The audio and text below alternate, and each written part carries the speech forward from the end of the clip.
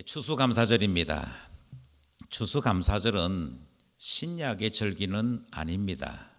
엄격하게 구분하자면 교회의 절기인데, 교회의 절기로서 추수감사절은 사실 대단히 중요한 의미를 가지고 있습니다. 아니, 목사님, 신약의 절기는 무엇이고 교회의 절기는 무엇입니까? 이렇게 질문하시는 분이 계실 것 같습니다. 구약의 절기도 그렇고 신약 성경에 드러나는 절기도 그렇고 모든 절기는 시간을 따라 예수 그리스도의 구원의 은혜를 기억하도록 그것을 기념하는 날로 정한 것이 절기입니다. 신약의 절기 처음은 성탄절로 시작합니다. 대림절 기간을 통해서 준비를 했다가 성탄절기를 맞이하면서 하나님께서 우리에게 그 아들을 보내셨다, 이 사실을 기억하는 것이지요. 그리고 구원이 예수 그리스도로 말미암아 시작되었음을 배우게 됩니다. 이것이 한 해의 출발이고 구원 역사에 대한 첫 기억이 되어집니다. 그러고 난 다음에 두 번째 절기는 부활절입니다. 예수 그리스도께서 나를 대신하여 죽으시고 또 우리가 하나님 앞에 영광 얻을 것을 위하여 부활하시고 승천하신 것까지 우리는 부활절 절기를 통해 기억하는 것이지요. 그리고 난 다음에 이 세상을 살아가는 우리가 하나님의 보호하신 가운데 천성에 이르며 하나님의 자녀로 온전케 될 것을 경험도 하고 고백도 하는 성령 강림절까지가 신약의 절기입니다. 그래서 성탄절, 부활절, 성령 강림절은 교회가 하나님의 말씀을 따라 구원을 배우며 기억하고 하나님의 은혜를 항상 경험할 수 있도록 만들어진 시간들이라 그렇게 생각하시면 틀림이 없습니다. 그에 반해서 추수감사절은 앞서 이야기했던 구원과 관련된 절기와는 조금 다릅니다. 이것은 교회 역사 속에서 나온 것이고 특별히 미국 교회의 역사 속에서 추수감사절이 나왔던 것이지요. 그런 점에서 볼 때 앞서 구원에 대한 것을 배우는 교회의 절기, 성경의 절기와 교회의 절기는 질적인 차이가 있다, 그렇게 말씀드릴 수 있습니다. 그런데 그럼에도 불구하고 왜 교회는 추수감사절을 지키는가? 그것은 추수감사절이 대단히 중요한 의미를 가지고 있기 때문입니다. 저는 요약을 해서 세 가지 정도 중요한 의미가 있다라고 말씀을 드리고 싶습니다. 첫 번째는 추수감사절을 통해서 우리는 한 해의 마지막 이 시간에서 한 해를 되돌아보는 그런 의미로서 추수감사절을 보내게 됩니다. 지난 한 해 동안 하나님께서 우리에게 베푸신 은혜가 무엇이었나 되돌아보는 시간이 추수감사절이지요. 그런 점에서 볼 때 신자에게 있어서 추수감사절은 대단히 중요한 의미를 가지고 있습니다. 한 해 한 해를 그냥 보내지 아니하고 되돌아보는 시간이 되기 때문입니다. 두 번째로 추수감사절이 신자들에게 중요한 의미를 가지는 이유는 상황을 이기는 신앙을 배우기 때문입니다. 사실 추수감사절 이 어간쯤 되어지면 우리는 대부분 지쳐 있거나 또는 겨울을 앞두고서 많은 의미에 있어서 탈진을 하는 경험들을 합니다. 교회 봉사자들도 이 시간쯤 되어지면 한 해 동안 열심히 봉사하고 지치기 시작할 때가 딱 이맘때쯤이지요. 그런데 하필이면 딱 이맘때 추수감사절이 있는 것입니다. 추수감사절을 통해서 그래도 추수감사절이니 감사합시다, 감사합니다, 이 말을 자꾸만 훈련시키는 겁니다. 자꾸 훈련을 하다 보니 상황은 감사하지 못할 것 같은데도 불구하고 감사합니다 하는 훈련을 하게 되더라는 것이지요. 그래서 어떻게 되는고 하니 본성대로 내가 느끼는 대로 직감적으로 살고 있던 우리가 본성이 아니라 그래도 감사해야 돼, 그래도 하나님 앞에 영광 돌리는 삶을 살아야지 하는 훈련과 교육을 하는 시기가 바로 이 추수감사절 절기 때 하더라 하는 것이지요. 그래서 신앙을 배웁니다. 하나님 앞에 감사하는 태도를 배웁니다. 상황에 우리의 삶이 끌려가지 아니하고 상황을 이기는 것을 연습하는 의미가 있기에 신자들에게 추수감사절은 중요한 의미가 있다. 그렇게 말씀을 드리는 것이지요. 세 번째가 있습니다. 그것은 이미 앞서 말씀드렸던 두 가지가 종합된 것인데요. 성숙한 신앙, 그것을 훈련도 하고 배우는 때가 추수감사절입니다. 감사합시다라고 이야기할 때 우리들 속에는 많은 질문이 생기는 것이지요. 아니, 뭘 감사해야 될까? 도대체 어떤 이유로 감사해야 된단 말인가? 이런 질문들을 계속한다는 것입니다. 처음에는 감사할 것이 생기지 않습니다.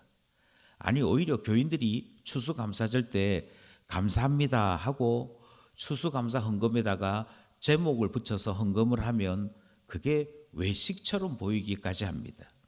저 집은 도대체 생각이 있나 없나? 어렵게 살고 있으면서 무슨 감사할 게 있다는 얘기인가? 이런 느낌이 들기까지 하는 것이지요. 그런데 자꾸만 우리는 감사절을 보내면서 하나님을 발견하기 시작합니다.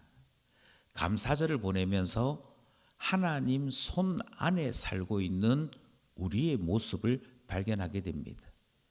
우리가 2주 전에 들었던 말씀처럼 하나님이 나를 향한 계획을 가지고 계시구나, 그게 보이기 시작합니다. 우리가 지난주에 들었던 것처럼 하나님은 계획하신 것을 그대로 실현하시는, 그래서 우리의 삶을 경영하시는 하나님인 것이 느껴지기 시작합니다. 이것이 느껴지기에 주님 감사합니다 하는 신앙 배우게 되는 것이지요. 그래서 추수감사절은 신앙 그 자체의 성숙을 배우고 훈련하는 시간이 되어진다, 그렇게 말씀드릴 수 있습니다. 바로 그런 점에서 우리는 오늘 본문을 살피려고 합니다. 오늘 본문은 다윗의 상황 속에 하나님 앞에 드려지는 찬송입니다. 상황이 바탕이 된다 하는 것이지요. 도대체 다윗이 어떤 상황이었길래 다윗의 상황을 두고서 이 시편 34편은 하나님 감사합니다 라고 노래하는지 우리는 그 상황을 먼저 살펴볼 필요가 있습니다. 오늘 본문은 아기스 왕과 다윗 사이에 일어난 이야기입니다. 아기스 왕은 가드라고 하는 지역의 왕이거든요. 이 지역에서는 왕이라는 명칭 대신에 멜기세덱이라고 하는 명칭으로 왕에 대한 호칭을 삼았습니다.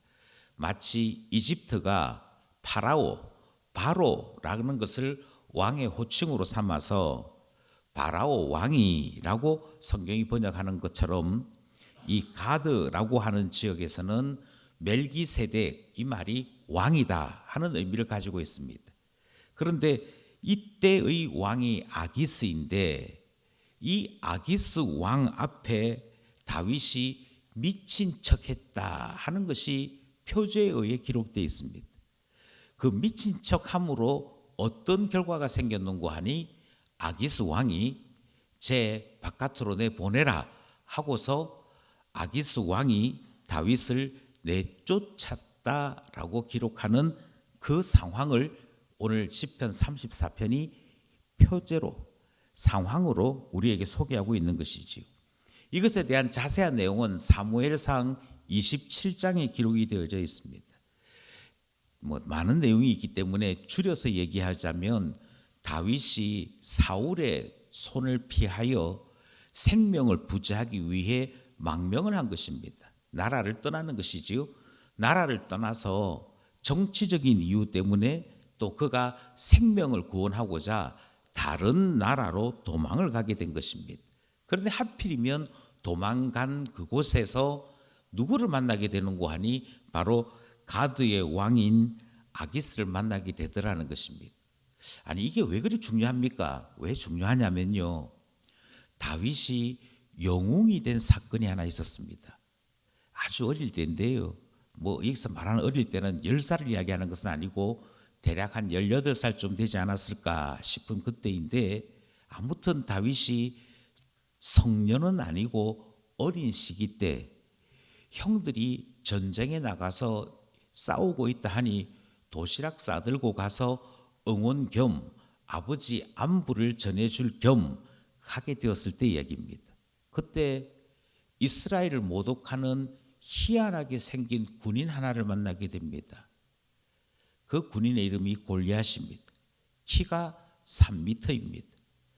3m일 뿐만 아니라 그 누구와 싸워도 결코 지지 아니하는 엄청난 괴력을 지닌 이 사나이가 이스라엘 모든 군대 앞에서 떵떵거리며 나와 싸워서 이길 사람 찾는다 하고 모욕을 하고 있는 모습을 보게 됩니다.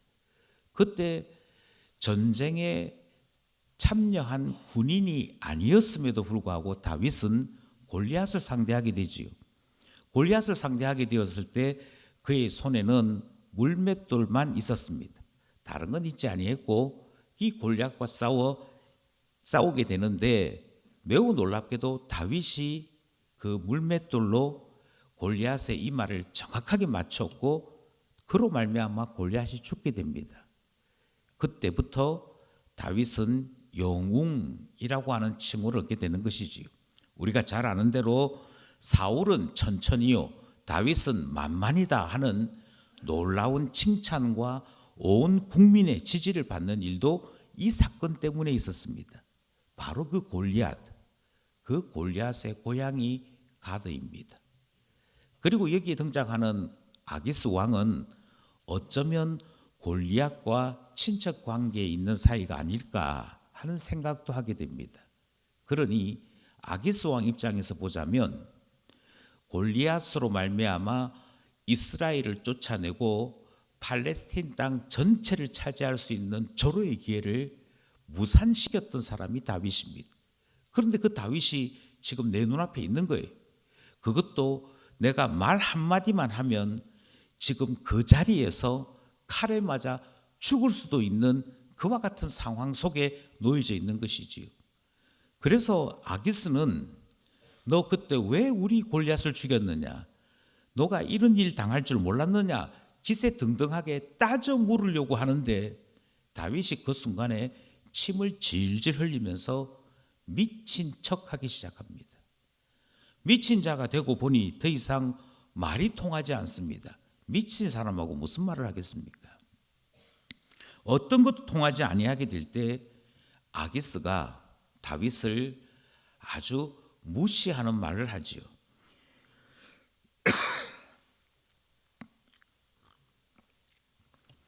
그러면서 이 미친 자, 도무지 가치를 말할 수 없는 이 사람을 쫓아내라 하고 쫓아내게 되는데요. 그로 말미암아 다윗은 죽을 위기에서 벗어나게 되었다 하는 것이 상황입니다. 문제는 이 상황에 사람들의 평가가 다르더라는 것이죠. 자꾸만 말씀드립니다만 상황은 신앙 성숙도에 따라 달리 평가됩니다. 우린 여기서 주목하는 것이 바로 이 상황이지요. 사람들은 뭐라고 평가하느냐 하면 모든 사람들에게서 영웅처럼 떠받들던 다윗이 신세가 추락했다.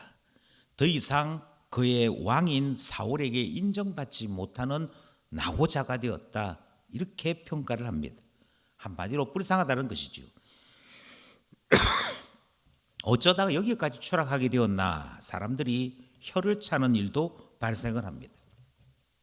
그리고는 아마 더 이상 다윗은 재기할 수 없을 걸 하는 자기 나름대로의 예상도 하는 처지를 보게 됩니다. 이것이 지금 이 상황에 대한 사람들의 일반적인 평가입니다. 다르게 말씀드리면 이 평가에는 하나님이 계시지 않습니다. 내 눈에 보이는 대로 힘 있는 자와 힘 없는 자의 모습만 보는 사람들의 대부분의 평가입니다. 그런데 오늘 본문이 우리에게 가르치는 것이 있습니다. 다윗은 이 상황을 다르게 평가했다는 것입니다. 다시 말씀드립니다. 똑같은 상황인데 신앙 수준에 따라 상황을 다르게 말합니다. 아니 그러면 다윗은 어떻게 말하는데요? 라는 질문이 생길 것 같습니다. 먼저 다윗은 자기 자신이 공고한 상황 가운데 있음을 이야기합니다. 6절 말씀이거든요. 6절 말씀 함께 합독하겠습니다. 시작. 이 공고한 자가 부르짖음에 여호와께서 들으시고 그의 모든 환난에서 구원하셨도다. 여기 자기 자신을 공고한 자, 이 공고한 자가 부르짖었다 이렇게 표현하고 있습니다. 여기에 등장하는 곤고한 자라는 말이 좀 특별한 의미를 가지고 있습니다. 이 말은 우리 국어 사전을 봐서 이해되는 것도 아니고 영어 단어를 봐서 이해되는 것이 아니고 히브리어 단어를 조금 참고하셔야 됩니다.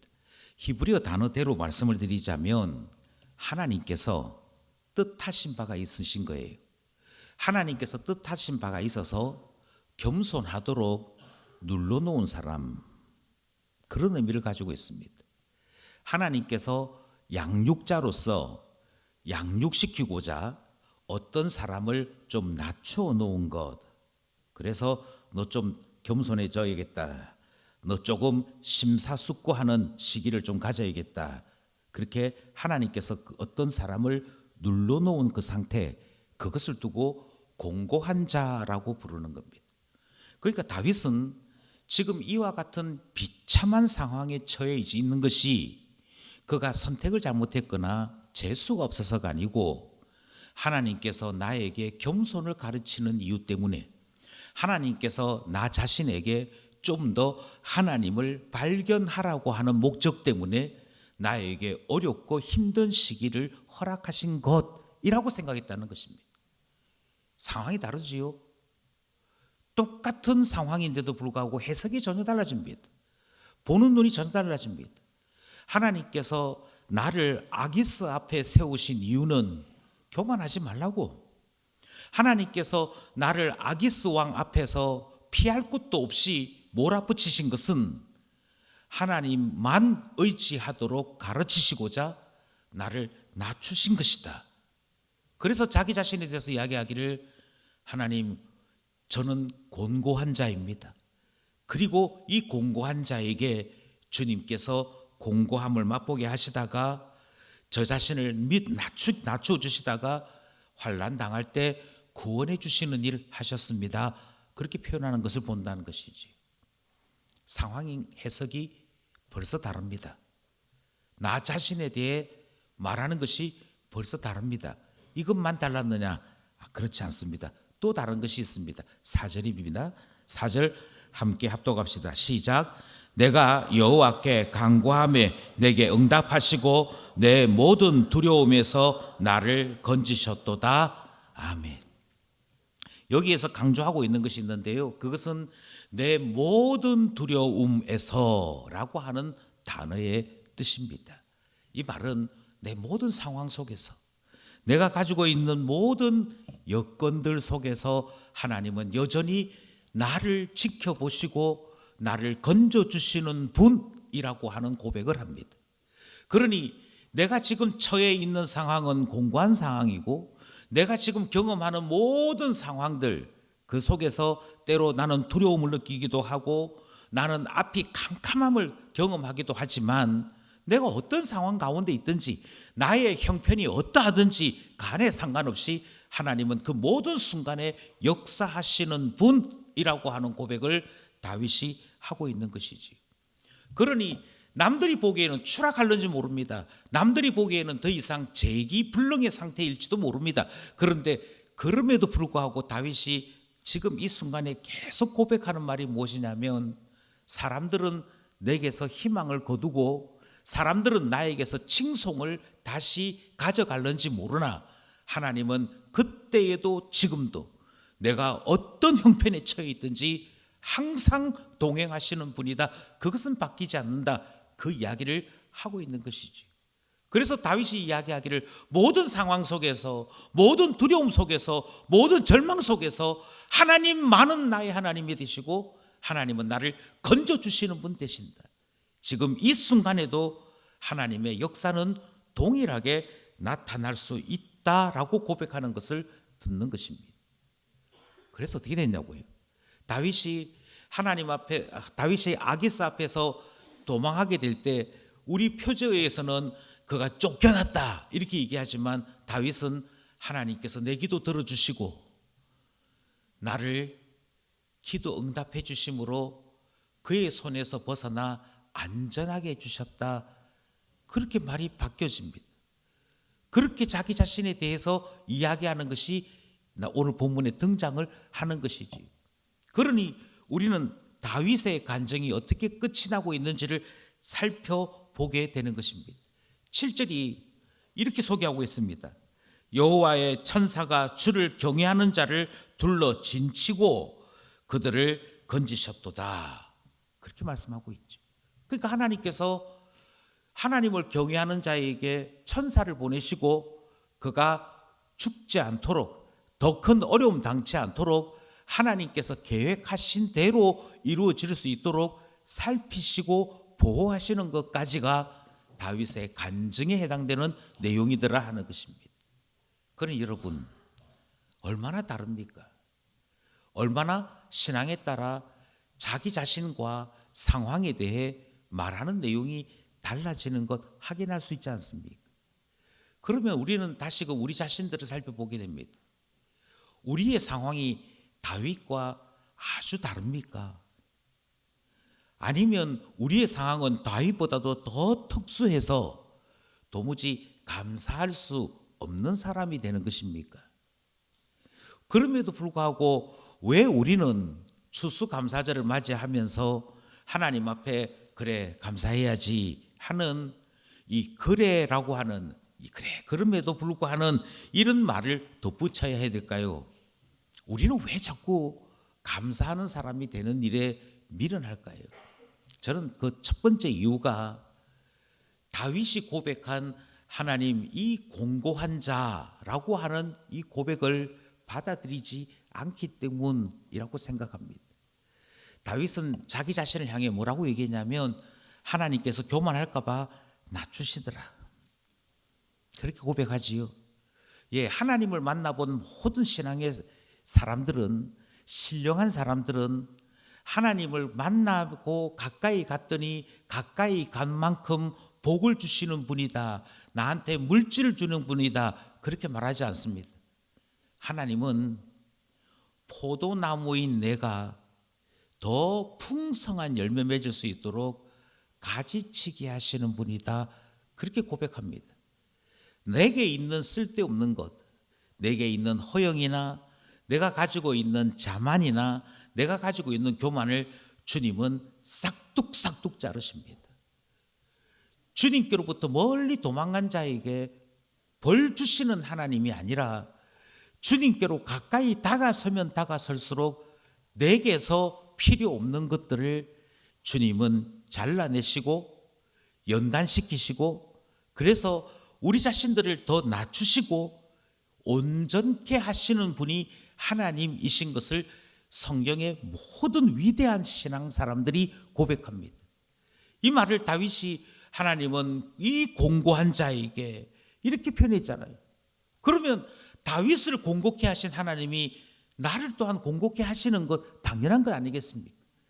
다윗을 다윗되게 하신 하나님이 나를 또한 정금같이 빚으시고자 나에게도 연단하시고 훈련시키시고 교만할까 봐 낮추시는 일 하는 것 당연한 거 아니겠습니까? 그러니 하나님 저를 훈련시켜 주십시오. 저도 제 십자가를 지고 주를 쫓도록 주님 저에게도 신앙 훈련시켜 주십시오 라고 기도하는 것이 당연해야 할 것입니다. 그런데 우리의 마음속에는 어떤 마음이 자꾸 드느냐면요, 주님 제가 예배를 빠졌습니까? 제가 헌금을 안 했습니까? 제가 봉사를 안 했습니까? 제가 이렇게 열심히 주를 섬겼으니 저에게 이 열심히 섬긴 것에 대한 상을 주셔야지 왜 저를 어렵게 만드십니까? 라는 생각 가지고 있더라는 것이지. 그러니까 우리의 마음속에는 하나님은 하나님의 자녀들을 연단하신다. 때로 회초리 들어서 그 자녀를 양육하시다가 어느 날 성숙되게 만드신다.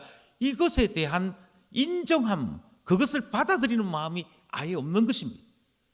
그래서 훈련해야 된다. 부끄럽지만 너 이 과정을 거쳐서 이제는 강한 그리스도인으로 나타나야지 하는 말이 들리지 않는 것입니다. 아니, 반대지요. 오히려 하나님께서 나를 곤곡해 하시기보다는 내가 신앙생활 조금 열심히 하면, 내가 조금 더 봉사 많이 하면 하나님은 내게 복을 주시는 분 되어야 되지. 이게 기복신앙인데 이 신앙에 빠져 살고 있는 것입니다. 그러다 보니 하나님께서 나를 훈련시키는 것 인정하지를 않습니다. 교회가 훈련을 시키는 것 받아들이지를 않습니다. 아니, 목사님은 나한테 무슨 감정이 있나? 왜 나를 이렇게 힘들게 자꾸 하지? 자꾸만 이렇게 생각하는 이 습관에서, 이 사고의 틀에서 벗어나지를 못하는 것이지. 아닙니다. 다윗이 고백한 그대로를 다시 말씀드립니다. 하나님은 다윗을 곤곡해 하셨습니다. 그리고 그 속에서 나를 향하여 건져주시는 하나님을 만났다라고 고백하는 것, 우리가 말씀을 통해 듣습니다. 이 은혜를 경험하는 우리 되기를 소원합니다. 왜 그런 거 아니요? 하나님께서 나를 향하여 가지고 계신 생각이 너무도 놀랍기 때문입니다. 하나님께서 나를 향하여 가지고 계신 생각은 나를 정금같이 빚으시는 것입니다. 거룩하고 흠이 없는 하나님의 온전한 자녀로 만들어내시고자 하는 그 목표를 가지고 계십니다. 어떤 사람이 길 한복판에서 똥을 누웠답니다. 그 광경을 공자가 지나가다가 보았는데 아무 말 안 하고 둘러서 비껴서 가던 길을 갔다고 그럽니다. 그런데 조금 길을 가다가 길 가에 나무 뒤에 숨어서 오줌을 누는 사람을 만났습니다. 그런데 그 사람은 불러서 너가 어떻게 이 대로변에서 낮에 사람들이 오가는 길에서 이렇게 소변을 볼 수 있느냐고 엄하게 책망을 했대요. 그 제자들이 이상하게 생각했습니다. 선생님, 조금 전에 아예 뻔뻔한 얼굴로 길 한복판에서 똥 누는 사람은 아무 말 안 하고 지나오시고, 저기 숨어서 오줌 누는 사람은 왜 이리 혼을 내십니까? 그렇게 얘기하니까 공자가 하는 얘기가 이랬답니다. 한복판에서 똥 누는 사람은 이미 양심이 그 어떤 말로도 바뀌지 않는 양심이, 한마디로 화인 맞은 자라 어떤 책망을 해도 어떤 교훈을 주어도 알아듣지 못한다. 그런데 그나마 숨어서 소변을 누는 사람에게는 양심이 있기에 그가 더 나빠지기 전에 꾸짖어서 바르게 하는 것이 옳다. 그래서 숨어서 오줌 누었던 사람은 꾸짖은 것이고, 데워놓고 똥 누는 사람은 아예 사람 취급도 안 하고 지나왔다. 이렇게 대답하는 내용이 등장하지. 저는 하나님께서 하나님의 자녀들을 다루시는 일이 이와 똑같다고 생각합니다. 불신자는 하나님께서 마음에 두시지 않습니다. 자기 하고 싶은 대로 내어버려 두십니다. 자기 소욕, 자기 생각, 자기 욕심대로 그대로 살도록 내버려 두십니다. 그들이 부끄러운 일을 행하고자 할 때에도 하나님은 하고 싶은 대로 해라, 내버려 두십니다. 그런데 하나님은 하나님의 자녀들에 대해서는 끊임없이 하나님의 계획과 하나님의 생각을 우리에게 알려주십니다. 아니, 나는 너가 얼마든지 거룩한 하나님 자녀가 될 수 있다고 나는 믿어. 나는 너가 얼마든지 성인이 될 수 있고 성자가 될 수 있고 거룩한 자로 칭송받을 수 있는 사람이 될 수 있다고 믿어.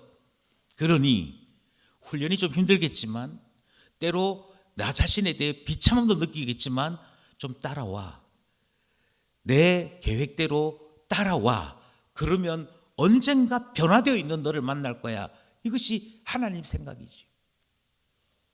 그 하나님 생각대로 제가 하나님 생각대로 살아가 보겠습니다 하는 사람이 있는가 하면, 그런데 하나님 너무 힘든데요.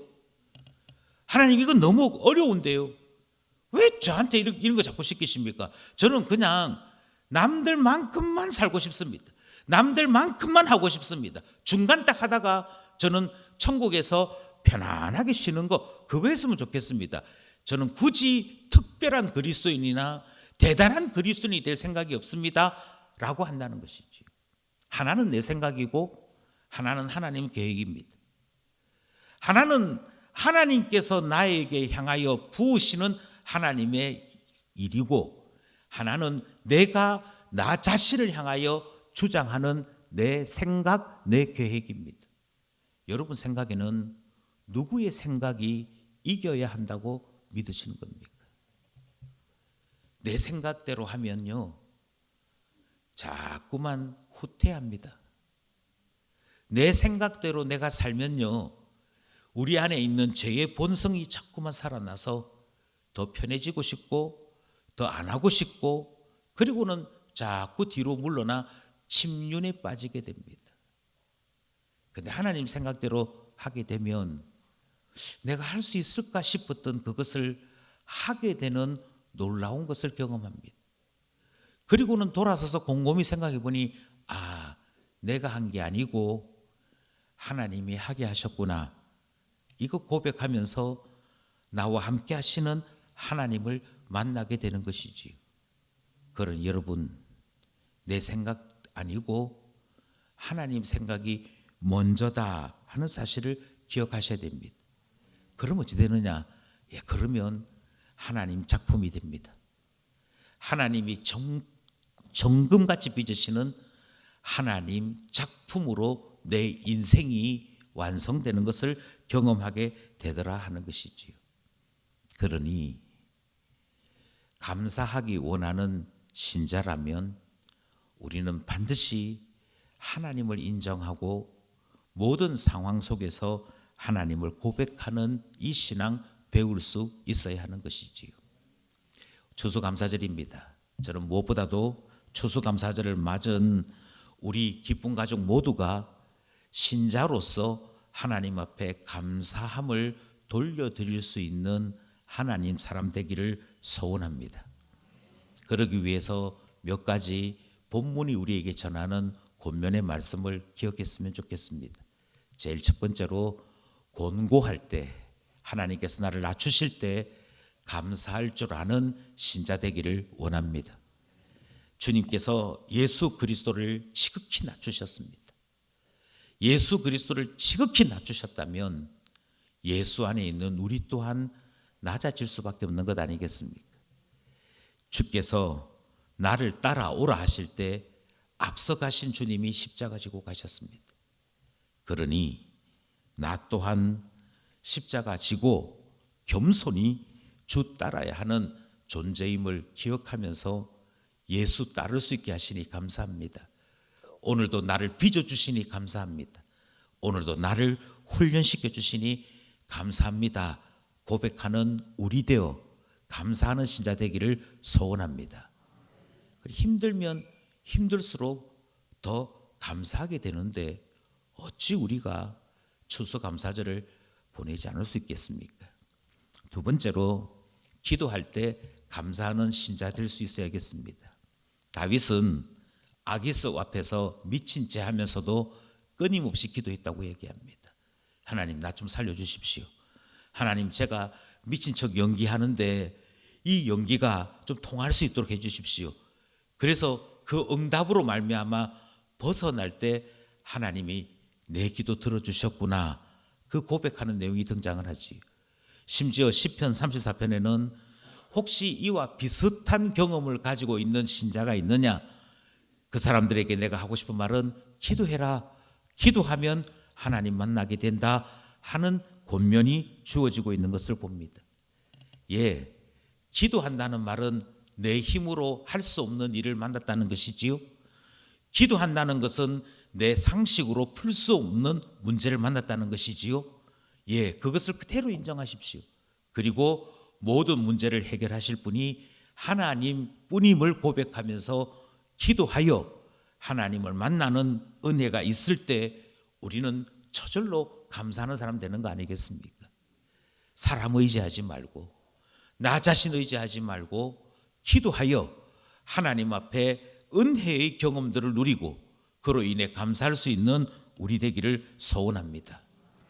또 하나 기억하실 것은 잘못된 것을 깨닫게 되었을 때 감사할 수 있어야 합니다. 다윗은 자기 자신이 가드 땅으로 도망하게 된 것에 대해 회개합니다. 하나님, 제가 하나님 백성인데 하나님 백성인 것을 잊어버리고 사울의 핍박이 너무 힘들어서 살기 위해 도망을 갔더니 이런 수치를 당하게 했습니다. 회개합니다. 하나님께서 나를 이렇게 낮추셨군요. 저는 역시 이스라엘 사람으로 살아가야 합니다. 그 사실을 깨닫게 됩니다. 우리의 선택이 항상 옳지 않습니다. 잘못된 거 할 수 있지요. 또 잘못된 것을 했을 때 그로 말미암아 이런저런 일 당할 수 있습니다. 그런데 기억하셔야 됩니다. 이러저러한 일 당할 때 주님 앞에 기도하여 응답받는 것도 중요하지만 주님께서 이건 아니야 라고 가르치셨다면 예, 알겠습니다. 주님께로부터 좋은 훈련 받았습니다. 주님께로부터 좋은 지도를 받았습니다. 인정하고 잘못된 것에서 돌이킬 때 우리는 진정 감사하는 사람으로 살아갈 수 있게 된 줄 믿는 것입니다. 조금 더 하나만 더 말씀을 드리면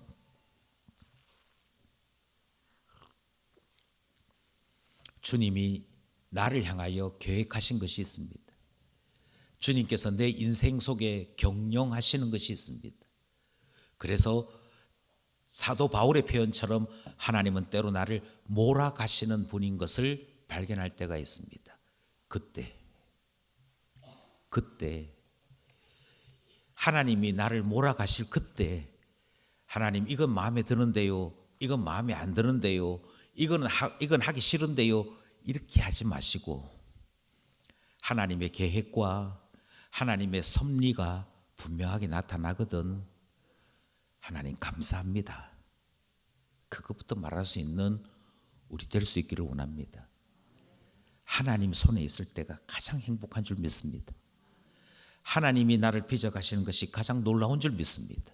그러므로 시편 34편이 우리에게 가르치는 그대로 하나님 은혜 안에 때로 낮추시면 낮추시는 대로 높여주시면 높여주시는 대로 기도에 응답해 주시면 응답해 주시는 대로 하나님 앞에 감사하며 살아가게 될 때 하나님 기뻐하시고 우리 또한 주 앞에서 자라나게 되는 줄 믿는 것입니다.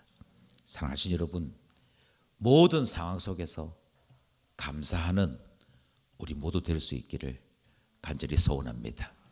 기도드리겠습니다.